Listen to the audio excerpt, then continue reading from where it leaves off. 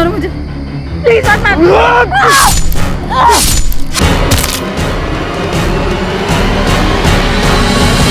VS police station फौरन beat number 14 को report करो। आरे में एक अज्ञात औरत की बॉडी मिली है। बीट नंबर 14 आरे कॉलोनी वीएस पुलिस स्टेशन तुरंत रिपोर्ट करे।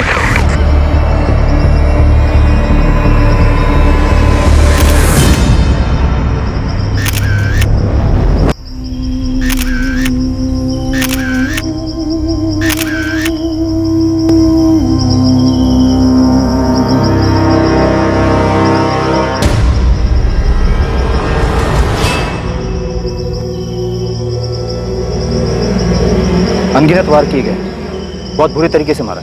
कपड़े, अंगूठी, घड़ी और सैंडल देखकर तो ये लगता है किसी अच्छे घर की हो। बॉडी और पत्थर पे खून अभी भी ताजा है, मतलब मर्डर हुए ज्यादा वक्त नहीं हुआ है। सर, औरत की बॉडी से पर्स, फोन, आईडी ऐसा कुछ भी नहीं मिला जिससे इसकी पहचान हो सके, और आसपास भी ढूंढा है, कुछ भी नहीं मिला। कौन हो सकती है औरत?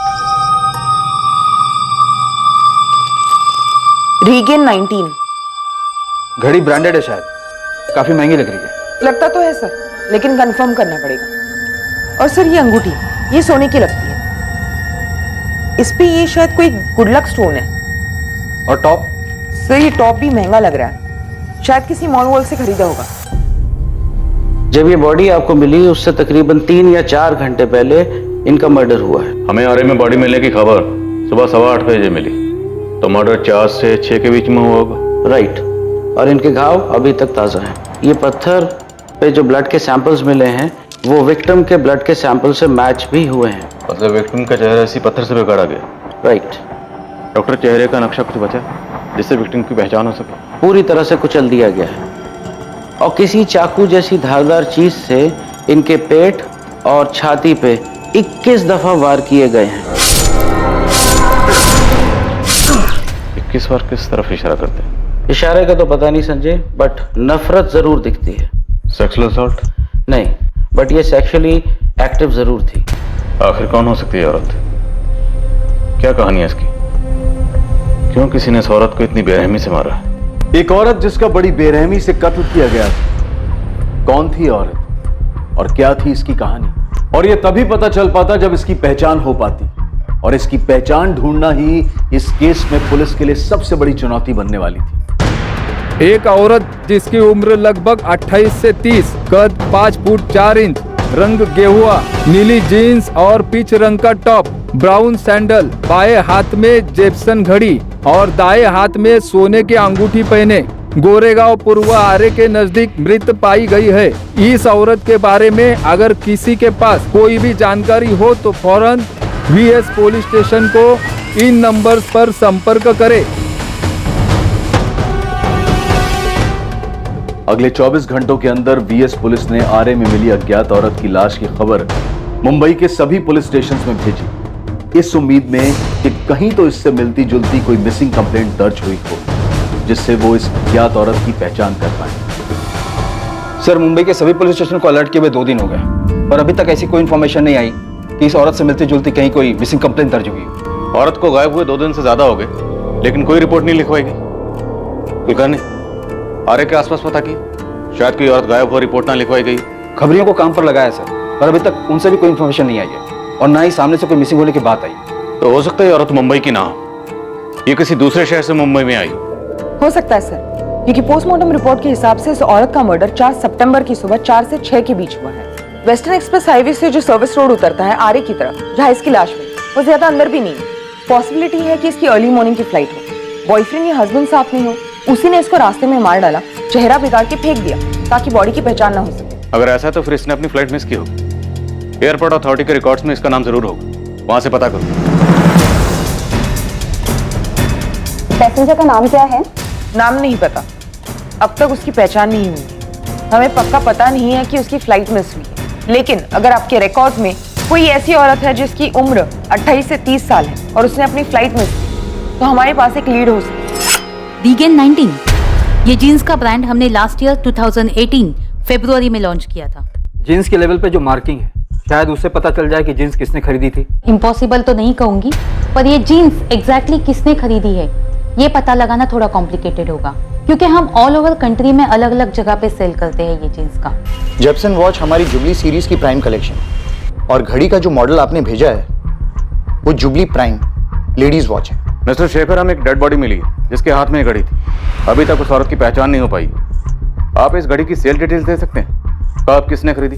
पर बिना नाम के मैं कैसे पता कर सकती हूँ कि उस दिन किस लेडी की फ्लाइट मिस हुई है? आपके पास ऐसी कोई तो लिस्ट होगी जिसमें उन पैसेंजर्स की डिटेल्स होगी जिन्होंने अपनी फ्लाइट मिस की है। सुबह 6 बजे से रात के 9 बजे तक 40 डोमेस्टिक और 25 इंटरनेशनल फ्लाइट्स अलग अलग टर्मिनल से हैं। अगर उस लेडी ने पहले ही चेक इन कर लिया होगा तो इनमें और भी एयरलाइंस जुड़ जाएंगी। और अगर हर एयरलाइन से मैंने लिस्ट भी मंगवा ली तब भी ये पता कर पाना मुश्किल है कि उस दिन किस लेडी की फ्लाइट मिस हुई है। लेकिन जो लॉट बनते हैं उसके स्टॉक की डिटेल तो होगी ना, कि आपने वो स्टॉक कहाँ डिस्ट्रीब्यूट किए और उन लोगों ने आगे किन्हें बेचे। अगर ये लेवल और इसके डिटेल से आप पता लगा पाए कि ये कब मैन्युफैक्चर हुई थी और किस डिस्ट्रीब्यूटर को बेची गई थी, तो शायद हम भी ये पता लगा पाए कि ये जीन्स किसने खरीदी थी। लेकिन सर उसके लिए मुझे बैकडेट जाके सभी आउटलेट्स के स्टॉक डिटेल्स, सेल, परचेज सब चेक करना पड़ेगा, उसके बाद ही बता पाऊंगा। मिस्टर शेखर, ये इन्फॉर्मेशन बहुत जरूरी है इस केस को सॉल्व करने के लिए, उस औरत की पहचान के लिए कि वो औरत कौन थी और किसी ने उसे इतनी बेरहमी से क्यों मार डाला। पर तुम मेरी भी तो मजबूरी समझो। It's a high pressure job. यहाँ वर्क का इतना प्रेशर है, स्टाफ ओवरवर्क्ड है। मैं सिर्फ इतना कहूंगी कि कोशिश कर सकती हूँ। आप मुझे वो लेबल मेल कर दीजिए, मैं ट्राई करती हूँ। ओके सर, मैं ट्राई करता हूँ, लेकिन थोड़ा टाइम लगेगा। हम इस बॉडी को ज़्यादा 1 हफ्ते तक प्रिजर्व कर सकते हैं क्योंकि ये बॉडी ऑलरेडी सड़ना शुरू हो चुकी है।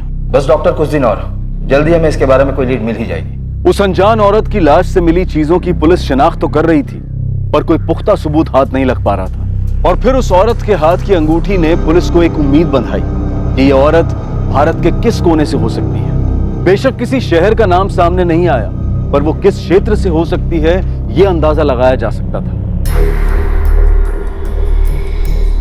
यह अंगूठी सोने की नहीं, पित्तल की है सर। सोना या पित्तल में कोई फर्क नहीं पड़ता सर, असली कीमत इस स्टोन की है। ये स्टोन काफी कीमती है। कौन सा स्टोन है ये? इसे पुखराज कहते हैं और इसे इस उंगली में, तर्जनी में, इंडेक्स फिंगर में पहना जाता है। हाँ, लाश की उसी उंगली में ये अंगूठी थी। आप बता रहे थे बहुत कीमती होता। कई लोगों का मानना है कि धन वृद्धि मतलब काम अच्छा चले, लक के लिए, सुख समृद्धि के लिए, या जिन औरतों को बच्चा नहीं होता है वो संतान प्राप्ति के लिए भी ये अंगूठी पहनते हैं। इस अंगूठी से पहनने वाले के बारे में कुछ पता चल सकता है? पहनने वाला कौन होगा, कहाँ का रहने वाला होगा? कौन का तो पता नहीं, लेकिन शायद ये उत्तर भारतीय हो सकती है। उत्तर भारत, नॉर्थ इंडिया, वो तो काफी बड़ा है, कई स्टेट्स है उसमें। नॉर्थ इंडिया क्यों? इस स्टोन की कटिंग और डिजाइन उस तरफ के लोग पसंद करते हैं। जैसे कि दक्षिण भारत, महाराष्ट्र में अलग तरह की डिजाइन और कटिंग्स लोग पसंद करते हैं और इसे देखकर कहा जा सकता है कि ये नॉर्थ इंडियन डिजाइन की है। अंगूठी से और कुछ पता चल सकता है? किस ज्वेलर ने बनाई, कोई कोड वगैरह, खरीदने या बेचने वाले के बारे में कुछ? नहीं सर, ऐसा कुछ नहीं। गोल्ड रिंग होती तो कोड होता, ये तो सिंपल प्लेन अंगूठी है। उस अनजान औरत की डेड बॉडी की फोटो, उससे जुड़ी हर जानकारी उत्तर भारत के हर छोटे बड़े शहर में भेजी गई। स्थानीय लोकल नेटवर्क को भी डेड बॉडी से जुड़ी तमाम जानकारियां दी गई, इस उम्मीद में कि शायद कहीं कोई मिसिंग कंप्लेंट दर्ज हुई हो जो इस औरत से मैच करती हो और डेड बॉडी की पहचान पर अटके हुए इस केस की तहकीकात को आगे बढ़ने में मददगार साबित हो। सर, हमने खबरियों को काम पर लगाया है। गोविंद ने भी अपनी पूरी टीम को वेस्टर्न सबअर्ब के सारे होटलों में चेक करने के लिए भेजा है, पर प्रॉब्लम यह है कि बॉडी का चेहरा ही नहीं। चेहरा नहीं है, लेकिन बॉडी की बाकी चीजें तो है, कपड़े, घड़ी, अंगूठी, सैंडल, ये सब। हो सकता है विक्टिम मुंबई में कहीं बाहर से आई हो, तो किसी न किसी होटल में चेक इन किया होगा, उस होटल के सीसीटीवी में कैप्चर जरूर हुई होगी। सर, हमने सब जगह देखा, पर ऐसा भी कुछ दिखाई नहीं दिया। कुलकर्णी, कहीं हम गलत ट्रैक पर तो नहीं? विक्टिम मुंबई की हो, मिसिंग हो, और मिसिंग कंप्लेंट लिखवाई नहीं गई, और उसके हस्बैंड या बॉयफ्रेंड ने अपना पीछा छुड़ाने के लिए उसको मार दिया, और चेहरा इसलिए बिगाड़ा गया ताकि पहचान ना हो सके। सर, फिलहाल तो हमें बॉडी के बारे में सोचना चाहिए कि क्या करना है। मुर्दा घर वाले कह रहे हैं कि वो बॉडी को ज्यादा दिन नहीं रख सकते। मुझे तो लगता है हमें बॉडी को दफना देना चाहिए। जैसे कोई लीड मिलेगी, री इंस्पेक्शन के लिए हम बॉडी वापस निकाल सकते हैं। नॉर्थ इंडिया, लखनऊ, जेपसन जुबली प्राइम वॉच से एक इंफॉर्मेशन आई है। 17 अप्रैल 2019 को लखनऊ के एक आउटलेट से सेम मॉडल की घड़ी खरीदी गई थी। ये उसका बिल है। बिल में खरीदने वाले की सारी डिटेल्स है। राकेश अग्रवाल, खरीदार का फोन नंबर भी है 44493969। राकेश अग्रवाल।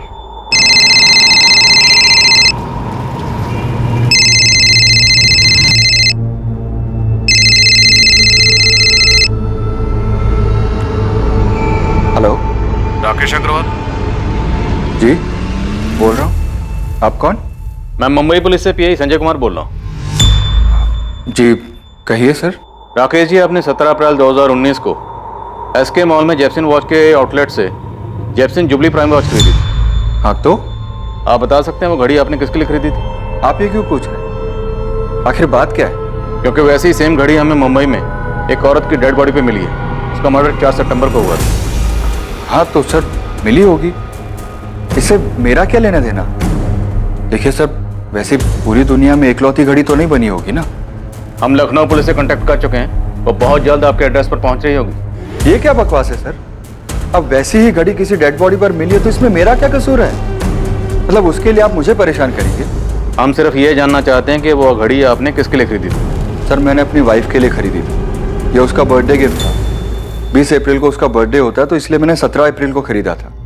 क्या नाम है आपकी वाइफ का और इस वक्त कहाँ है? प्रिया अग्रवाल।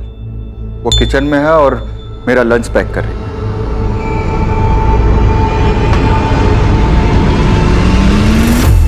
मैं आपको अभी वीडियो कॉल कर रहा हूँ, आप उनके पास ही रहिएगा। आप ये सब क्यों कर रहे हैं? सिर्फ इसीलिए क्योंकि मैंने वो घड़ी अपनी वाइफ को गिफ्ट की थी? हम सिर्फ ये देखना चाहते हैं कि वो घड़ी आज भी आपके पास ही है। सर ये मेरी वाइफ प्रिया अग्रवाल। प्रिया जी, क्या मैं वो घड़ी देख सकता हूँ जो आपके हस्बैंड ने आपको बर्थडे पे गिफ्ट की थी?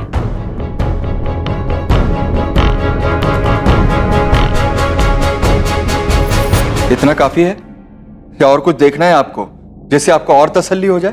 पैन कार्ड, आधार कार्ड, राशन कार्ड या और कुछ? सर, लखनऊ पुलिस ने कंफर्म किया है कि वो औरत राकेश अग्रवाल की पत्नी प्रिया अग्रवाल ही है।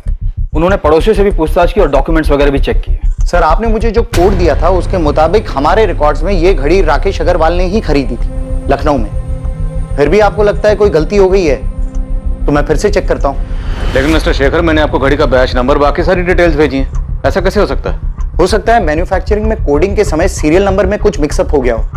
आप मुझे थोड़ा समय दीजिए, मैं फिर से चेक करता हूँ। रीगन 19 जींस की कंपनी की तरफ से अभी तक कोई जवाब नहीं आया। पूछने पर यही कह रहे हैं कि कोशिश कर रहे हैं। सर एयरलाइन से भी पता चल पाना मुश्किल है। हम हर रोज कॉल कर रहे हैं लेकिन उन पे भी काम का प्रेशर है। ऐसा कैसे हो सकता है? एक औरत गायब है लेकिन उसका पता लगाने वाला कोई भी नहीं। क्या उसकी फैमिली, रिश्तेदार, दोस्त कोई भी नहीं जो ये पता लगाना चाहे कि औरत कहाँ चली गई? The number you have called is currently switched off. Sheila, Radhika का फोन अभी भी स्विच ऑफ आ रहा है। पुलिस क्या कह रही है? वो तो कह रही ढूंढ रही है, पर राधिका अचानक ऐसे कहाँ चली गई?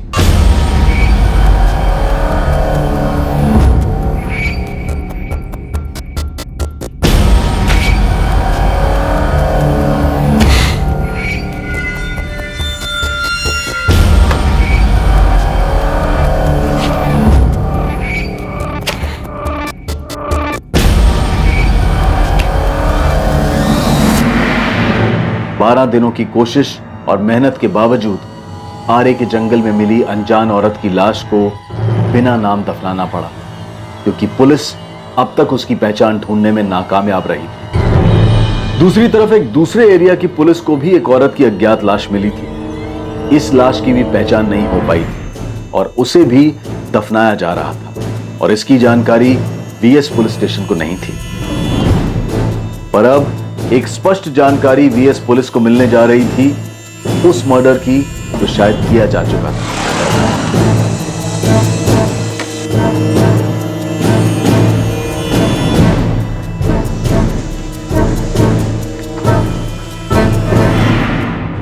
आसिफ मोहम्मद नाम है साहब उसका, मलाड वेस्ट में रहता है। उसको उठाइए, आपको सब कुछ मालूम पड़ जाएगा।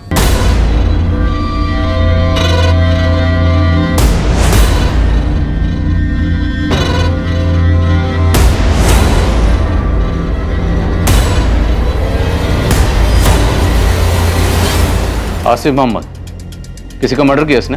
अपनी बीवी मरियम मोहम्मद का। सस्पेंस मत बढ़ा गोविंद, साफ साफ बोल। साहब, इसकी बीवी 3 सितंबर से गायब है। मतलब ये कि वो अपन लोगों को एड़ा बना रहा है। आरे में जो औरत का डेड बॉडी मिला है ना, उसका हुलिया इसी ने चेंज किया ताकि पुलिस को लगे कि ये किसी अच्छे घर की औरत है और पुलिस का ध्यान इस आसिफ पे जाए ही नहीं। चल, आसिफ मोहम्मद का एड्रेस है, देखते हैं इतना सही है तेरा टिप।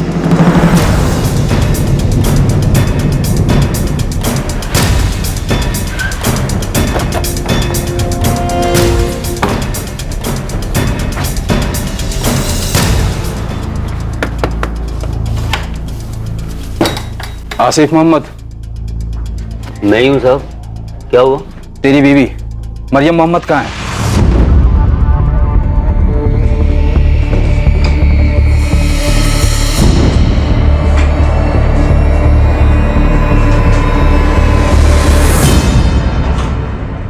मैंने मरियम को मारा? अपनी बीवी को? क्या बात कर रहे हो साहब? मारा नहीं तो गई कहाँ?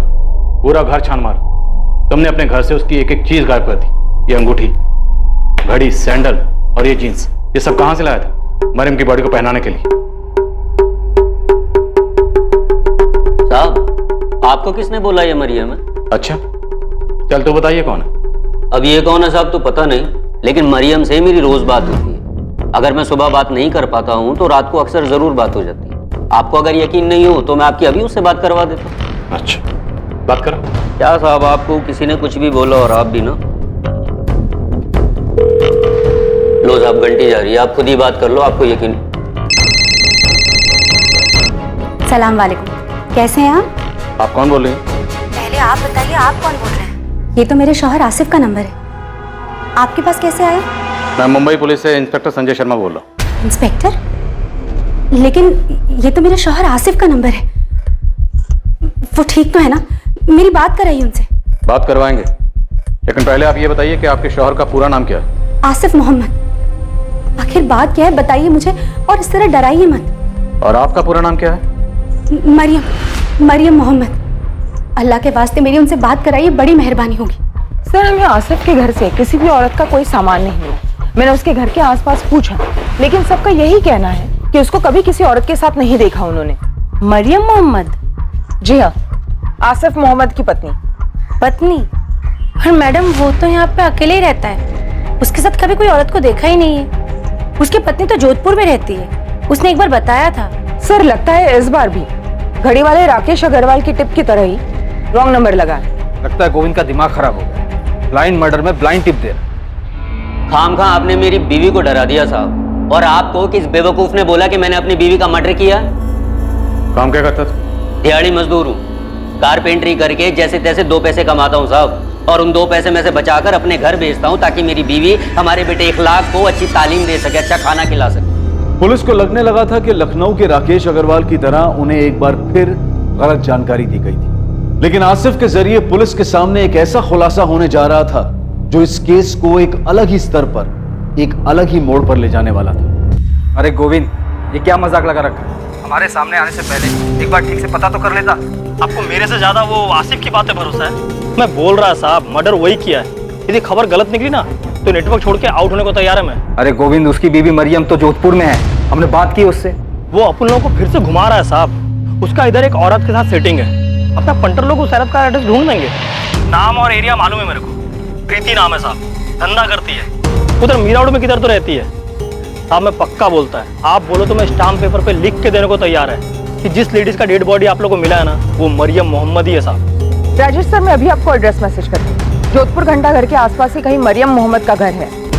घर पे जो औरत आपको मिलेगी, हमें उसकी पूरी डिटेल्स चाहिए, सारे document, Aadhaar card, voter card, PAN card, जिससे ये प्रूव हो सके कि वही मरियम मोहम्मद है। ठीक है निर्मला, आप फौरन उसका एड्रेस भेजो, इससे पहले कि वो भागने की कोशिश करे। मैं एक टीम लेकर उसके घर पहुंचता हूँ। आपको जो करना है करो, जो देखना है देखो, लेकिन मुझे बताओ तो सही, आपको कौन गुमराह कर रहा है कि मैंने अपनी बीवी को मारा है? ये गोविंद को क्या हो गया? नशा वशा करने लगा है क्या? वो तो अब भी यही कह रहा है सर कि आसिफ ने अपनी बीवी को मारा और उसकी लाश को ठिकाने लगा दिया। वो तो ये भी कह रहा है कि उसकी एक गर्लफ्रेंड है, प्रीति नाम है उसका, धंधा करती है, और उसी के लिए उसने अपनी वाइफ मरियम को मारा है। ये आसिफ अपनी बीवी मरियम का कत्ल यहाँ करता है मुंबई में, फिर दूसरी मरियम जोधपुर में पैदा कर देता है। घर नहीं, ये आसिफ इतना शातिर है क्या?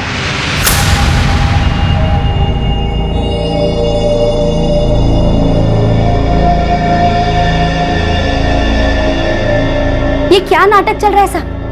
पहले मुंबई पुलिस आसिफ के नंबर से मुझे फोन करती है, और अब आप लोग आकर दुनिया भर के सवाल जवाब कर रहे हैं। मैंने कहा ना कि मैं ही मरियम मोहम्मद हूँ, और ये मेरे और आसिफ का बेटा इखलाक मोहम्मद है। तो आपके पास आपका कोई आधार कार्ड या वोटर आईडी तो होगा, दिखाइए। क्यों दिखाऊं? मैंने कहा ना कि मैं मरियम मोहम्मद हूं। देखिए मैडम, आपके पति पर अपनी पत्नी के मर्डर का इल्जाम है और वो इस वक्त मुंबई पुलिस की हिरासत में है। अरे लेकिन मैं हूँ उनकी बीवी और मैं जिंदा हूँ। आपको 10 बार बोल चुकी हूँ, लेकिन फिर भी आप लोग बेवजह परेशान कर रहे हैं। रुकिए, अभी लेकर आती हूँ। ये लीजिए। इतना काफी है कि और सबूत चाहिए आपको? हमारे निकाह को 7 साल हो गए और 5 साल का हमारा बेटा है और हम कहीं बाहर से नहीं आए, यही जोधपुर से हैं। चाहिए तो मोहल्ले वालों को जाके पूछ सकते हैं। और हाँ, 4 घर छोड़ के आसिफ के अम्मी और अब्बू रहते हैं। सुबह से परेशान कर दिया आप लोगों ने हमें।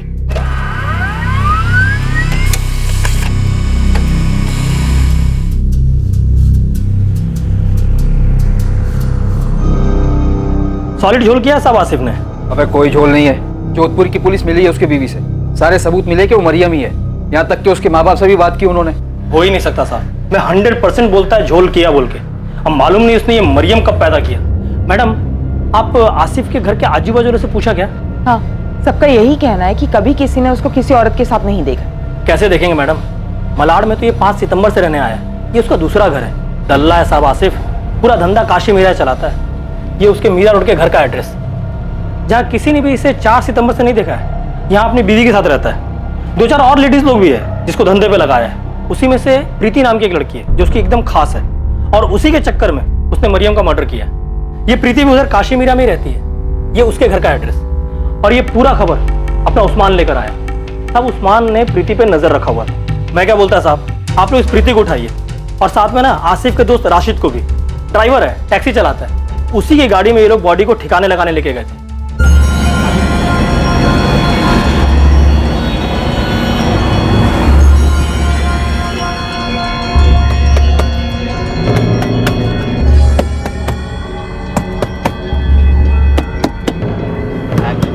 आसिफ, डिग्गी में से आवाज आ रही है। अबे तूने गला तो ठीक से दबाया था ना? हाँ यार, जब मैंने उसका गला दबाया था ना, पूरी सांस रुक गई थी उसकी। अब क्या करेंगे?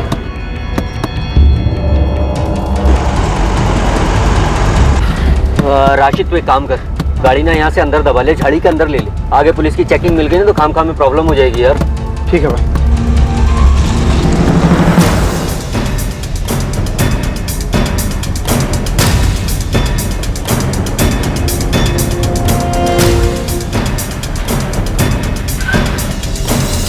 साहब, ये है, ये राशिद का घर।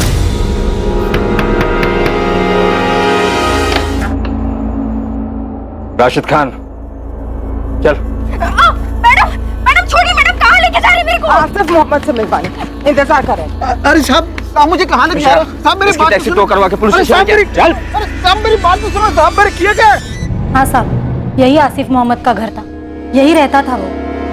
और साहब सबको मालूम है वो क्या काम करता था। सिर्फ वही नहीं, उसकी बीवी भी इस धंधे में उसके साथ थी।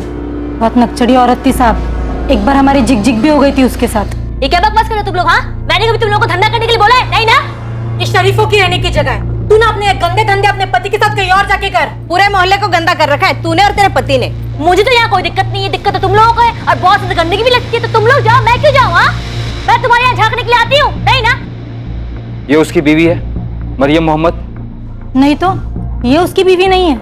नाम मरियम था कि क्या था क्या मालूम। ये तो झूठ भी बोल सकती है। यहाँ तो सब लोग उसको सबीना बुलाते थे। निकलो यहाँ से, पूरा। ये तो देख, क्या औरत है ये।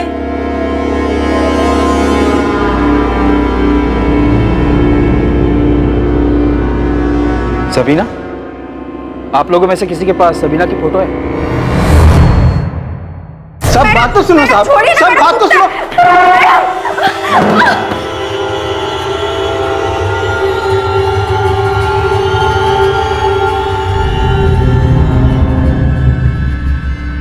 सबीना, काशी मीरा में यही नाम रखा था ना मरियम का? अब 2 मिनट में मुझे पूरा सच बाहर चाहिए, वरना तीनों को यहीं गाड़ दूं। इसी को मारकर फेंका था ना आरे के जंगलों में? यही है ना तेरी बीवी? असली मरियम मोहम्मद। आखिरकार ऐसा लगने लगा था कि उस अज्ञात लाश को पहचान मिलने जा रही है, जो पुलिस को आरे के जंगल में मिली थी। 14 दिन पहले जिसका मर्डर हुआ था, और अभी तक पता नहीं चला था कि वो कौन थी और उसे क्यों मारा गया था। पुलिस का मुखबिर गोविंद कत्ल के मकसद और पुख्ता सबूतों के साथ पुलिस के पास आया, पर आसिफ और उसके साथी राशिद और प्रीति एक ऐसे मर्डर का खुलासा करने वाले थे जो पुलिस के भी होश उड़ा देने वाला था और मर्डर के केस को एक नया मोड़ देने वाला था।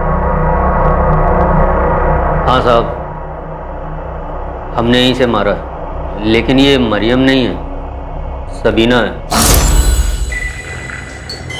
मरियम तो मेरी पहली बीवी का नाम है, जोधपुर में रहती है। जो आपकी बात कराई थी ना मैंने फ़ोन पे। फिर सबीना कौन है? सबीना कुरैशी, ये भी धंधा करती थी साहब। मैं दिल्ली में मिला था इससे। मैं दिल्ली में 4 साल से काम कर रहा था साहब, वहीं 2 साल पहले इससे मिला था। ये लो, इस एड्रेस पे जाना है। और ये कैसे कपड़े पहन रखे हैं तुम लोगों ने? अरे थोड़े ढंग के कपड़े पहन के जाना, बड़े लोग हैं, समझ गई? और सुनो, जो बोले चुपचाप कर देना, खुश करके आना। बहुत मोटी पार्टी है, रेगुलर क्लाइंट बनाना है उन्हें। जी मैडम। अच्छा एक बात और, होटल के रिसेप्शन पे जाके ना खुद को गेस्ट बताना। क्या बताओगी? गेस्ट। और अंग्रेजी में बोलना। चलो जाओ, घबराओ मत, जाओ। अरे सबीना जी जरा गौर तो फरमाइए। ये ले तेरा हिस्सा। मैं और सबीना मिलके काम करते थे। सबीना लड़कियां ढूंढ कर लाती थी, ऐसी लड़कियां जिन्हें धंधा करने में कोई एतराज नहीं होता था। मैं ऐसे ही अनजान लोगों को दोस्ती के मैसेज भेजता था, जिसमें घुमा फिरा के धंधे की बात लिखता था। उसमें से कोई जवाब देता तो उसे हाई क्लास लड़की देने का ऑफर देता था। बिल्कुल साहब, बिल्कुल, आप फिक्र मत करो साहब। अरे नहीं साहब, टेंशन लेने की जरूरत नहीं है। आप जहाँ कहोगे लड़की पहुँच जाएगी, किसी को पता नहीं चलेगा। आप फिक्र मत करो। अरे मैं हूँ ना, देख लेना साहब, आप खुद ही बोलोगे यार आसिफ तूने दिल खुश कर दिया। सब सही चल रहा था साहब, पर फिर एक दिन हमारी एक लड़की पुलिस की रेड में पकड़ी गई, और फिर पुलिस ने मुझे और सबीना दोनों को गिरफ्तार कर लिया। हम दोनों जमानत पर बाहर तो आ गए, पर पुलिस रिकॉर्ड में आने के बाद वहाँ काम करना मुश्किल हो रहा था साहब। जैसे ही धंधा शुरू करते पुलिस उठा लेती। खर्चा पानी देने में तेल निकल गया हम लोगों का। बस मैंने और सबीना ने तय किया कि हम दिल्ली ही छोड़ देंगे, और 1 साल पहले हम लोग मुंबई आ गए। यहाँ आके हमने काशीमीरा में अपना धंधा जमा लिया। ओए, तेरे धंधे पानी में हमें कोई इंटरेस्ट नहीं, सीधा मुद्दे पे है, वरना तेल निकाल देंगे मार मार के तेरा। सर वही तो बता रहा हूँ मैं आपको। यहाँ ये प्रीति है ना, ये सामने से चलकर आई, पहले से इस धंधे में थी। मुझे सिखाएगा? आसिफ कल पैदा नहीं हुई मैं, समझा? एक तो प्रीति सामने से खुद चल के आई है, ऊपर से पूरे हफ्ते में 2 ग्राहक के पास भी नहीं गई है। अरे कैसे जाएगी वो, तबीयत ठीक नहीं है उसकी। तबीयत ठीक नहीं उसकी है? तबीयत ठीक नहीं है उसकी? मुझे घुमाएगा तू? मुझे पता नहीं मेरे पीठ पीछे क्या चल रहा है, पता नहीं है मुझे। हाँ ये सबीना बहुत ज्यादा कर रही है, तू बोल रहा हूँ। मैं ज्यादा कर रही हूँ? मैं ज्यादा कर रही हूँ? हाँ तुझे क्या लगा तू कल की आई हुई प्रीति के साथ टाका भिड़ाएगा और मैं चुपचाप बैठी रहूंगी? मरियम नहीं हूँ मैं जो चुपचाप एक कोना पकड़ कर रोने बैठ जाऊँ, समझा? साला चैन से खाना भी दुश्वार कर दिया तूने, जब से बकवास कर रही है तू। आसिफ एक बात ना कान खोलकर सुन ले, अगर तूने कहीं और मुंह मारा ना तो खाना छोड़ उल्टा मैं तुझे खा जाऊंगी, समझा? और हाँ जाकर ना अपनी प्रीति को बोल दे यहाँ से उसको धंधा बंद, जहाँ से ये वहीं चली जाए। कल से मुझे यहाँ को दिखनी नहीं चाहिए, समझा? ऐसे आंखें फाड़ फाड़ के क्या देख रहे हैं? जितना बोला उतना कर, चल निकल यहाँ से। मैं सबीना को खुश रख रहा था, माँ मरियम को भी और यहाँ इस प्रीति को भी, लेकिन ये सबीना कुछ सुनने को तैयार ही नहीं थी साहब। खुद किसी की जगह मारकर बैठी थी और अब उसे धर्मपत्नी बनना था। आसिफ की जिंदगी में सारी जगह उसे अकेली को चाहिए थी। सबीना को कैसे मारा और कहाँ मारा? वहीं काशीमीरा वाले घर में, रात के अंधेरे में गला दबा दिया उसने।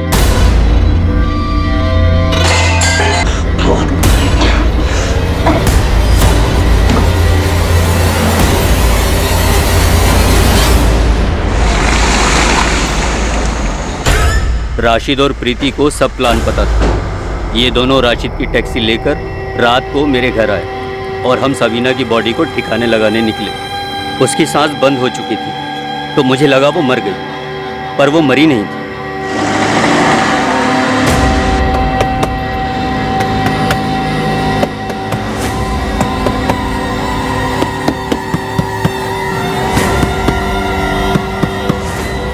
हम तीनों उसकी बॉडी चैम्बूर में कचरे के ढेर में फेंकने वाले थे, पर फिर हमें प्लान चेंज करना पड़ा साहब।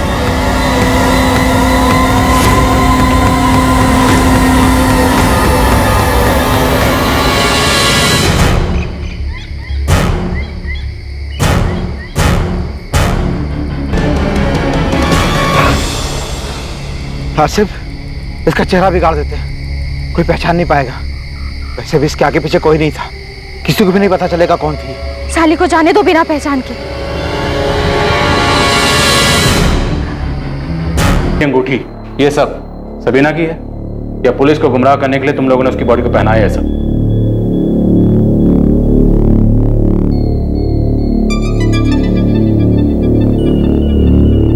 साहब सच बोल रहा हूँ, हमने सबीना की बॉडी पर कुछ नहीं डाला। मतलब ये घड़ी और अंगूठी सबीना की है? नहीं साहब। तो ये सब बॉडी पे कहाँ से आए? ये कपड़े, ये जीन्स टॉप सबीना के हैं ना? नहीं, ये कपड़े उसके नहीं है। मतलब पहले तुम लोगों ने सबीना का कत्ल किया, उसके बाद उसकी बॉडी को ये सब पहना है? साहब हमने ना कोई कपड़े बदले हैं, ना कोई अंगूठी पहनाई है, ना हमने कोई जींस पहनाई है। हमने बस पत्थर उठाया और उसका चेहरा बिगाड़ा है ताकि कोई उसकी लाश को पहचान ना सके। साहब राशिद, प्रीति, आसिफ, तुम लोग दिमाग खराब मत करो। ध्यान से देख, इसकी बॉडी पे ये सबीना की बॉडी है, इसकी बॉडी पे ये नहीं साहब, ये सबीना की लाश नहीं है। ये मत सोचना कि बॉडी के कपड़े बदल दिए तो तुम दोनों मर्डर के चार्ज से बच जाओगे।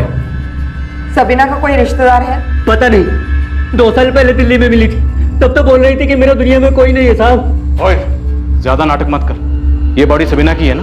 जब मैंने आपको बता दिया कि मैंने इसे मारा है तो भला मैं अब क्यों झूठ बोलूंगा कि लाश सबीना की नहीं है? आसिफ सच बोल रहा है साहब, सबीना ने लाल सलवार और हरा कुर्ता पहना था और हमने तो उसके बॉडी से अंगूठी, चेन सब कुछ निकाल लिया था। ऐसा कुछ भी नहीं छोड़ा जिससे उसकी पहचान हो सकती थी। साहब ये आसिफ एक नंबर का झोलर आदमी है। यहाँ एक औरत को अपनी बीवी बताता है और पकड़ा जाता है तो पता चलता है बीवी तो जोधपुर में है। बहुत चालाक आदमी है सब ये। उसे अच्छी तरह से पता है कि अगर उसने कबूल नहीं किया तो हमें ये साबित करने में मुश्किल होगा कि ये सबीना की बॉडी है, इसलिए उसने सारी प्लानिंग पहले से की थी। सबीना के बॉडी के कपड़े, जूते, ज्वेलरी सब कुछ बदल दिया गया ताकि अगर कभी पकड़े भी गए और जुर्म कबूल भी करना पड़ा तो बॉडी पहचानने से मना कर दे।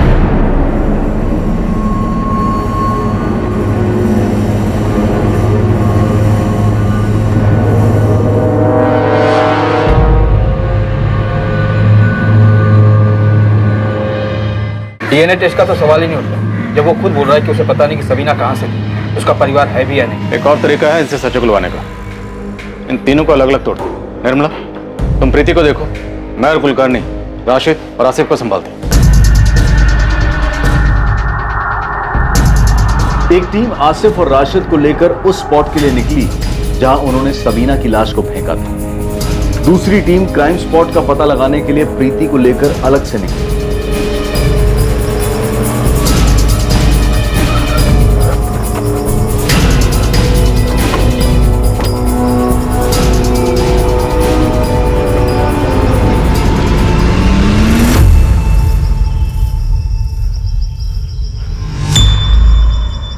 बता, बॉडी कहाँ फेंकी थी और जिस पत्थर से चेहरा बिगाड़ा था वो पत्थर कहाँ था?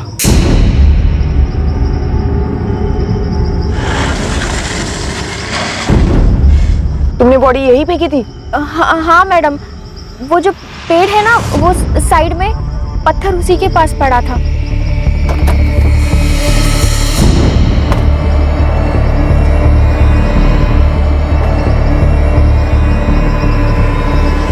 मैडम राशिद ने पत्थर यहाँ से उठाया था।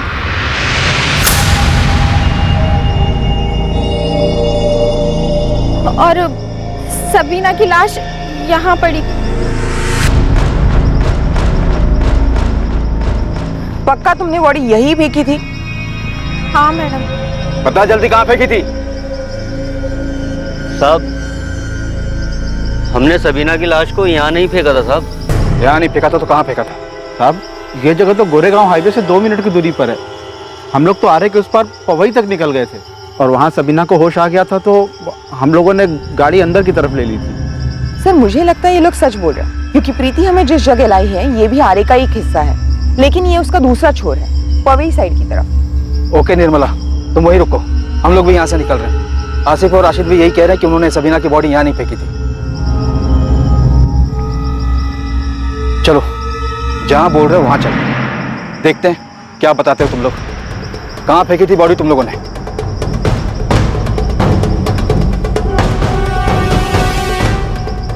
हैरानी की बात यह थी कि आसिफ मोहम्मद और राशिद खान पुलिस को ठीक उसी जगह लेकर गए जहां प्रीति पुलिस की दूसरी टीम को लेकर पहुंची।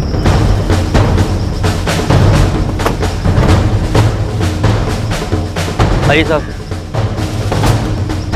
साहब, हमने सबीना की लाश को उस पेड़ के पास फेंका था और पत्थर भी वहीं था साहब।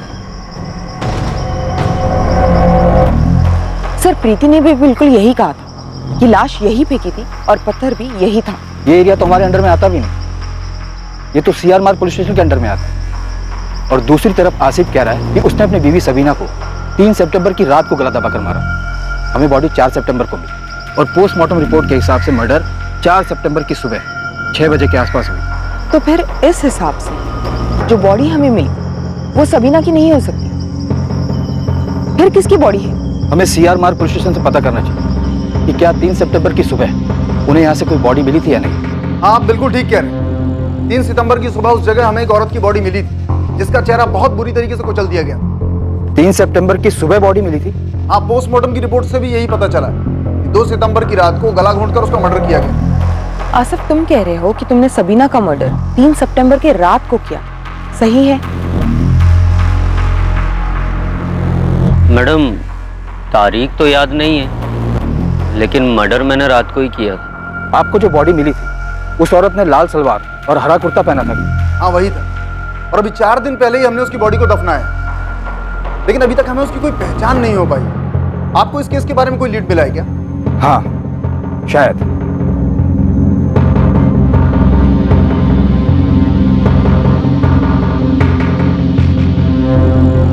हाँ साहब, ये सबीना ही है। ये आसिफ सच बोल रहा है। ये लाल सलवार और ये हरा कुर्ता हमें बॉडी से ही मिले। संजय जी, आपने हमारा केस ही सॉल्व कर दिया।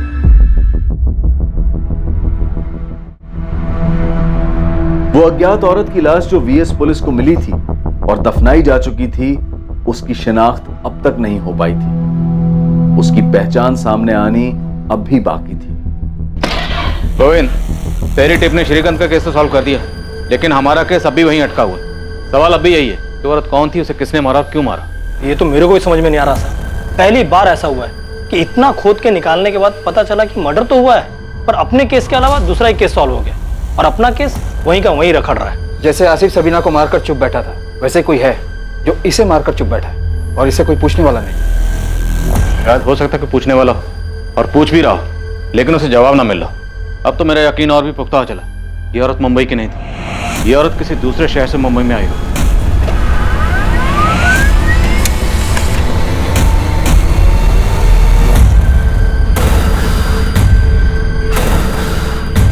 शीला, राधिका का फोन अभी भी स्विच ऑफ आ रहा है। पुलिस क्या कह रही है?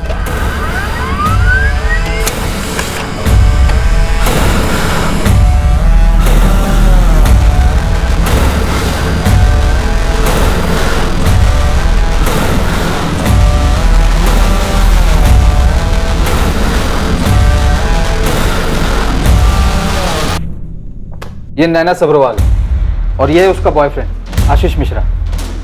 ये दोनों फोटो चंडीगढ़ पुलिस ने भेजी। सर, नैना की डिटेल्स उस डेड बॉडी से मैच करती है जो हमें आरए में मिली। ये दोनों 18 अगस्त से गायब और इन दोनों की फैमिली ने मिसिंग कंप्लेंट भी दर्ज करवाई। ऑनर किलिंग, इज्जत के नाम पर लड़की को मार डाला शायद। सर, ये राधिका झा, उम्र 27 साल, 21 अगस्त से पटना से मिसिंग। 22 अगस्त को उसके पिता रमाकांत झा और माँ शीला झा ने मिसिंग कंप्लेंट लिखवाई थी पटना पुलिस में। इसके डिटेल्स भी बिल्कुल मैच करती है उस डेड बॉडी से जो हमें आरए में मिली। इसके पिता इसकी शादी करवाना चाहते थे, जिसकी वजह से राधिका का झगड़ा उसके पिता से हुआ और वह घर छोड़ के चली गई। उसके बाद से उसकी कोई खबर नहीं। अजब की बात यह है कि जो डेड बॉडी हमें मिली थी, अगर वो डेड बॉडी नैना सब्रवाल की थी, तो फिर उसका बॉयफ्रेंड आशीष कहाँ है? और अगर ये डेड बॉडी नैना की नहीं बल्कि राधिका झा की है, तो एक सवाल ये है कि राधिका झा पटना से मुंबई कैसे है, किसके साथ है, इसे किसने मार डाला और क्यों मार डाला। और अगर ये डेड बॉडी इन दोनों में से किसी की नहीं है, तो क्या हमें राधिका और नैना इन दोनों को भी ढूंढना चाहिए, जैसे हमने सबीना का पता लगा। जो भी हो, अब हम इस केस में इतना आगे आकर रुक तो नहीं सकते। अब हमें विक्टिम का पता लगाना ही होगा, फिर चाहे विक्टिम कोई भी हो। क्या वो अनजान लाश नैना सब्रवाल की थी या राधिका झा की? इन दोनों में से वो कौन हो सकता था जिसकी लाश पुलिस को मिली थी और पहचान अभी तक नहीं हो पाई? ये विक्टिम आखिर थी कौन? मरने वाली की पहचान अब तक अनकही अनसुनी थी। क्या ये राधिका या नैना में से किसी एक की कहानी थी, या फिर ये कोई और ही थी जिसके बारे में पुलिस अब तक बेखबर थी? सर मुझे लगता है इस आसिफ को और तोड़ना है। जैसे 3 सितंबर की रात को उसने सबीना को मार के फेंका था, शायद इन्हीं लोगों ने 4 सितंबर की सुबह किसी और को मार के फेंक दिया होगा।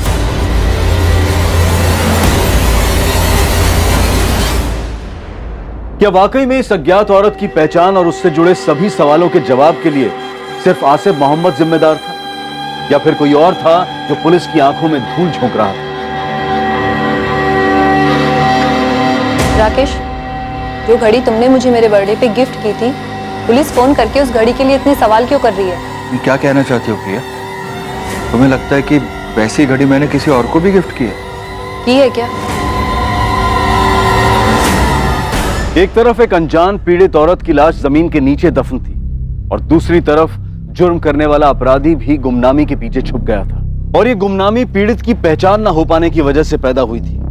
वो पीड़ित जो खुद अपनी कहानी बयां नहीं कर सकती थी कि उसके ऊपर क्या बीती थी। तमाम तरह की मुश्किलों और चुनौतियों को पार करते हुए पुलिस ने ये केस कैसे हल किया, उस औरत, उस अज्ञात पीड़ित की पहचान करते हुए पुलिस कातिल और कत्ल के मकसद तक कैसे पहुंची, ये हम देखेंगे इस केस के दूसरे और आखिरी भाग में। अब मैं अनूप सोनी आपसे विदा लेता हूं, और याद रखें, क्राइम और आपके बीच में सिर्फ इतना फर्क है कि आप कितने सतर्क हैं। सतर्क रहें, सुरक्षित रहें। जय हिंद।